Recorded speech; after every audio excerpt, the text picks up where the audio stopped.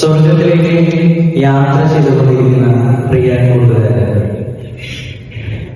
ഓരോ ഞായറാഴ്ചയും സ്വർഗത്തിലേക്കുള്ള ഒരു യാത്രയുടെ മുന്നാസ്വാദനമാണ്. നമ്മുടെ വിശുദ്ധ കുർബാന അതിനുള്ള വലിയൊരു അവസരമാണ് സഭ നമുക്ക് ഒരുക്കിയിരിക്കുന്നത്. നമുക്കറിയാം, ശ്ലീഹാകാലത്തിലെ 7 ആഴ്ചകളാണ്. അതിലെ അവസാനത്തെ ആഴ്ചയിലേക്ക് നാം എല്ലാവരും പ്രവേശിച്ചിരിക്കുകയാണ്. ഇന്ന് സഭാമാതാവ് പ്രത്യേകമായിട്ട് നമുക്ക് ആഴമായ വിചിന്തനത്തിന് നൽകിയിരിക്കുന്ന വചനഭാഗം വിശുദ്ധ ലൂക്കായുടെ സുവിശേഷം 13-ാം അധ്യായം 22 മുതൽ 30 വരെ വായിക്കുകയാണ്. നമുക്കെല്ലാവർക്കും സുപരിചിതമായ ഒരുപാട് അർത്ഥങ്ങൾ ഉൾക്കൊള്ളുന്ന ഒരു വചനഭാഗമാണ് ഈശോ ഇന്ന് നമ്മളോട് സംസാരിക്കുന്നത്. സ്വർഗരാജ്യത്തിലേക്ക് വളരാൻ, അതിനനുസരിച്ചുള്ള ജീവിതം നയിക്കാൻ ഉള്ള ആഹ്വാനങ്ങളാണ് നമ്മുടെ ഈ സ്നേഹകാലത്തിലെ ഈ 7 ആഴ്ചകളിലൂടെ കേട്ടത്. വചനത്തിലൂടെ പരിശുദ്ധാത്മാവിന്റെ കൃപയാലെ നമുക്ക് എങ്ങനെ സ്വർഗരാജ്യത്തിൽ പ്രവേശിക്കാമെന്നുള്ള പ്രായോഗിക നിർദ്ദേശങ്ങളാണ് ഈശോ സുവിശേഷത്തിലൂടെയൊക്കെ പറഞ്ഞിരിക്കുന്നത്. ഈ ലോകത്തിന്റെ സുഖഭോഗങ്ങളിൽ, അതിൻ്റെതായ സന്തോഷങ്ങളിലൊക്കെ ജീവിക്കുന്നവരാണ് നാം എല്ലാവരും. നമുക്ക് സിനിമ കാണാൻ, പാട്ട് പാടാൻ, കളിക്കാൻ, അങ്ങനെ ഒരുപാട് ഈ ലോകത്തിൻ്റെതായ സന്തോഷങ്ങളിൽ മുഴുകി ജീവിക്കുന്നവരാണ്.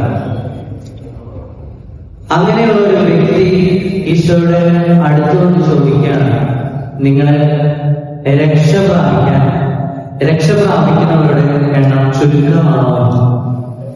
ഈശോ അതിന് കൊടുക്കുന്ന മറുപടി തിരിച്ചും നേരിട്ടൊരു ഉത്തരമല്ല, പകരം പ്രായോഗികമായ വശത്തെക്കുറിച്ച് പറഞ്ഞുകൊണ്ടാണ് ഈശോ അതിനുള്ള മറുപടി നൽകുന്നത്. ഈ ചോദ്യം ചോദിച്ച വ്യക്തി 2 തരത്തിലുള്ള ആശയം എന്തുകൊണ്ടായിരിക്കാം ഒരുപക്ഷെ ചോദിച്ചിരിക്കുക. ഒന്നാമത്, അദ്ദേഹം ഒരു യഹൂദനായിരുന്നു. യഹൂദരുടെ വിശ്വാസം അനുസരിച്ച് അവര് തിരഞ്ഞെടുക്കപ്പെട്ട ജനവും ഒരിക്കലും രക്ഷിക്കപ്പെട്ടവരുമാണ്. അതുകൊണ്ട് എന്ത് ചെയ്താലും അവർക്ക് കുഴപ്പമില്ല, അവർ രക്ഷിക്കപ്പെട്ടവരുടെ സമൂഹമാണ്. അങ്ങനെയെങ്കിൽ മറ്റുള്ളവരുടെ സ്ഥിതി എന്താകുമെന്നായിരിക്കാം ഒരുപക്ഷെ ഈ ചോദ്യത്തിലൂടെ വ്യക്തി ഉദ്ദേശിച്ചിട്ടുണ്ടാകും.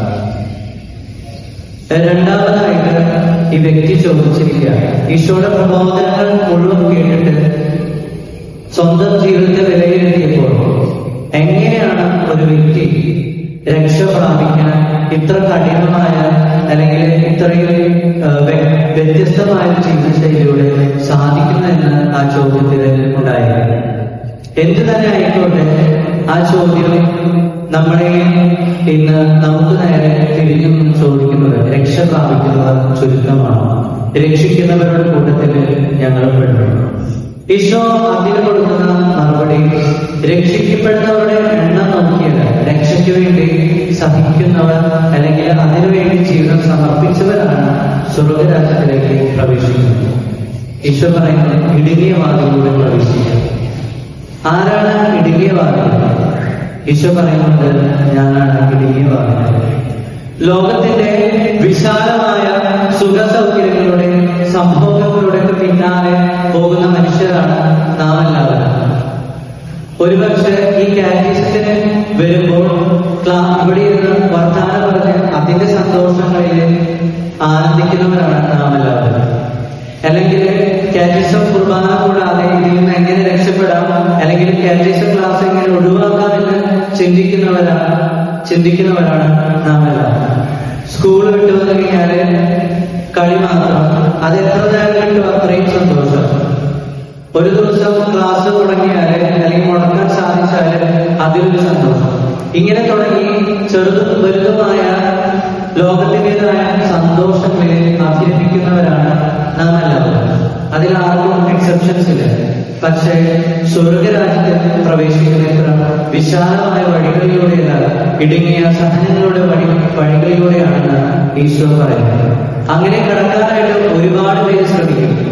പക്ഷെ അതിന് മുൻപന്മാരാകുന്ന പിൻപന്മാരാകുന്ന മുൻപന്മാരും ഉണ്ടാകുമെന്ന് സുവിശേഷം നമ്മെ ഓർമ്മിപ്പിക്കുന്നു. സ്വർഗരാജ്യത്തിലേക്ക് യാത്ര കഠിനമാണെങ്കിലും ഈശോയോടൊപ്പം ചേർന്ന് ജീവിക്കുമ്പോൾ അത് ആയാസരഹിതമായിട്ട് നമുക്ക് കടന്ന് ചെല്ലാനായിട്ട് സാധിക്കുമെന്ന് ഈശോ പറയുന്നു.